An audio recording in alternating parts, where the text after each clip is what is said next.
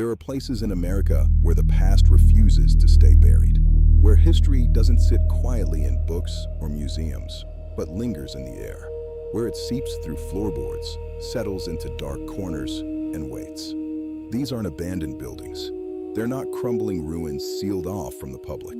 They're bars, open tonight, serving drinks, welcoming strangers, and according to documented reports, something else has never left. Every location in this video is still operating. Every case has been reported by multiple witnesses, staff members, or investigative researchers. Welcome back to America's Haunted Atlas. Tonight, we're stepping inside the most haunted bars in America. On the corner of Bourbon Street stands a building that has survived since 1807, the Old Absinthe House. It has endured wars, fires, prohibition, and hurricanes. But according to staff and patrons, something older than any of those events still occupies the space. The walls have hosted figures like Andrew Jackson, Oscar Wilde, and Mark Twain. During Prohibition, federal agents raided the establishment and removed its famous marble absinthe fountains. The owner hid them across the street. Both buildings later developed reputations for unexplained activity. Multiple witnesses describe a shadowed male figure near the back bar, dressed in early 19th century clothing. Bartenders report bottles shifting without contact, glasses falling from secured shelves, and the unmistakable scent of absinthe in rooms where none had been poured.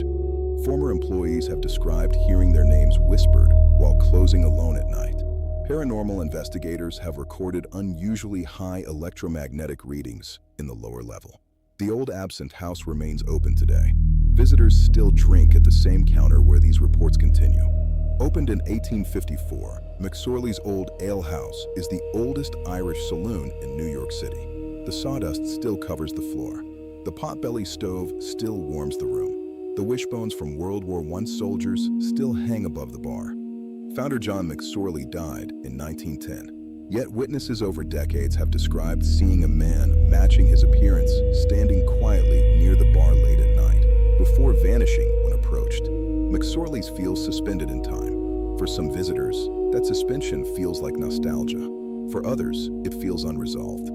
The wishbones are perhaps the most documented phenomenon. Placed there by soldiers who promised to return, many never did. Staff have reported that the bones occasionally fall without cause, always on quiet nights, always when the building is nearly empty. The bar remains open today, cash only, traditions intact. Established in 1673, the White Horse Tavern is the oldest operating tavern in the United States. Its low ceilings and wide plank floors are original. Colonial sailors once warmed themselves by its fireplace. It served as a courthouse and Tory meeting place during the American Revolution. Historical accounts describe a transient man who died inside the tavern during a harsh winter in the colonial era. Visitors have reported seeing a figure in 17th century dress sitting alone in a corner before disappearing. Employees report chairs shifting on their own, cold spots that remain regardless of season, footsteps on upper floors. What makes the White Horse unsettling is not just its activity. It's its age. Most haunted locations hold decades of history. This one holds centuries. The White Horse Tavern remains open and is now a National Historic Landmark. Chicago was raised in the 19th century to build a modern sewer system. In doing so, entire subterranean corridors were created beneath the city. The Exchequer restaurant and pub sits above one of those spaces. Though established in 1975, the building itself dates to the 1800s. Staff have reported consistent activity in the basement since early in its operation. A woman in period clothing standing silently in the lower level, knocking on basement walls in rhythmic patterns. Electronic devices failing specifically in the underground areas. The building stands near some of Chicago's most violent historical periods. Nearly 5 decades of staff describing similar encounters. The basement is not open to the public. The reports continue. What they've documented is consistency. Prohibition, organized crime, the era surrounding the St. Valentine's Day massacre. It all lingers here. Some haunted locations attract curiosity. Others post warnings. Bobby Mackey's Music World has a sign on its front door acknowledging reported paranormal activity and stating management is not responsible for it. The building began as a slaughterhouse in the 1850s. Beneath it lies a well historically used for animal 1996, the decapitated head of Pearl Bryant was allegedly disposed of near the property. Her killers were executed, but reportedly refused to reveal the head's location. The building later operated as a speakeasy and roadhouse. Reports from staff and visitors describe physical contact: pushing, grabbing, scratching. A former caretaker named Carl Lawson reported prolonged, disturbing experiences while living above the bar.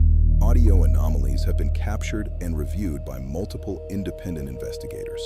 The activity described here is not subtle. It is described as aggressive, intentional. The well remains sealed. The bar remains open. Most visitors enter despite the warning. Savannah is frequently cited as one of the most haunted cities in America. The city was built over its own cemeteries. During yellow fever epidemics, mass graves were created quickly and later built over. The Bulldog Pub operates within a building whose foundation sits above one of those burial sites. Staff have reported discomfort in the basement area for decades. Voices beneath the floor, lights failing in specific sections without explanation. One bartender reported seeing a full apparition of a woman in 19th century clothing near the basement hallway before vanishing seconds later. In Savannah, the ground itself holds history, and not all of it is resolved. Every bar on this list is still open. People still sit at those counters, still order drinks, still laugh and leave without incident. But the reports have never stopped.